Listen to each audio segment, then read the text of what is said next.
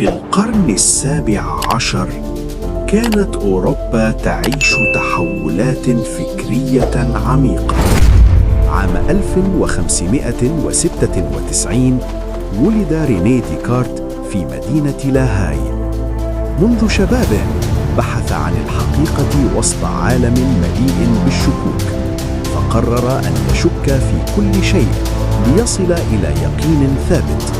ومن هنا جاءت عبارته الخالدة: أنا أفكر، إذن أنا موجود.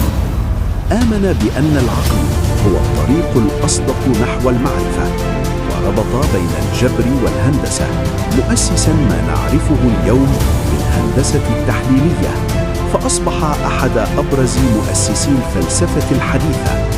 توفي عام 1650، لكن أفكاره لم تمت، فحتى اليوم ما زال العالم يفكر